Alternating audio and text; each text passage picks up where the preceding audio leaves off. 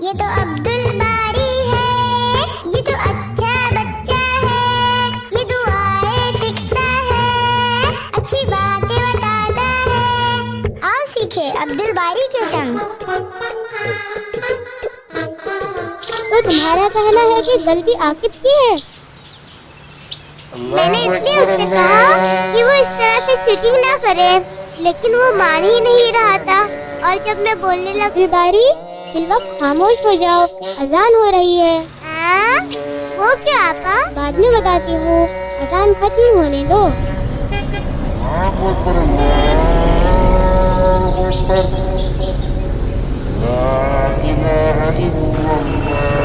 کیوں تم مجھے خاموش رہنے کہہ رہے تھے آپا؟ ارے عبدل باری، اذان کے شروع ہونے پر ہمیں خاموش رہ کر اذان کو سننا اور دہرانا چاہیے۔ وہ کیوں بھلا؟ ہم تو کام کی باتیں بھی کرتے ہیں، کیا تب بھی خاموش ہو جائے؟ ہاں بالکل۔ ایسا کیوں آپا؟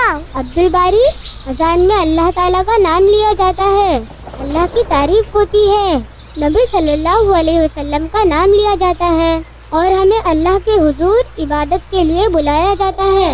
ہاں سو تو ہے، لیکن ہم خاموش کیوں ہو جائے؟ ارے جب رب الکائنات کا نام لیا جا رہا ہو، ایک عظیم عبادت کے لیے کال کیا جا رہا ہو، تو ہمیں خاموش ہو کر اسے سننا اور دہرانا چاہیے۔ ہاں آپا، میں نے اجاز کے گھر میں دیکھا ہوں، وہ لوگ اذان ہوتے ہی ٹی وی کی آواز میوٹ کر دیتے ہیں، یا تو آواز کو کم کر دیتے ہیں۔ یہ بالکل غلط ہے۔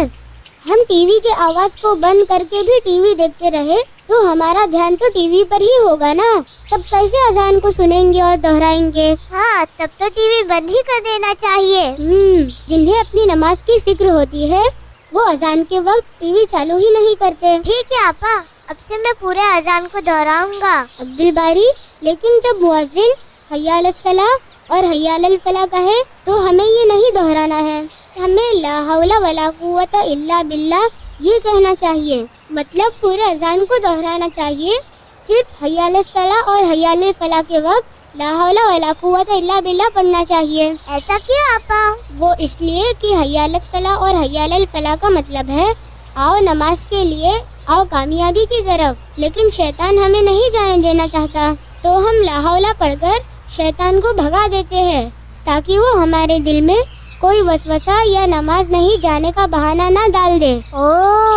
اب میں سمجھا آپا، میں آج ہی سے اذان کے وقت کوئی دوسرا کام یا بات چیت نہیں کروں گا۔ ہاں، لیکن امی نے کہے تھے کہ بہت زیادہ ضروری کام ہو تو کر لے، لیکن اذان کو سنتے اور دہراتے رہے۔ ٹھیک ہے آپا، جزاک اللہ خیر، تم نے مجھے اچھی باتیں سکھائی۔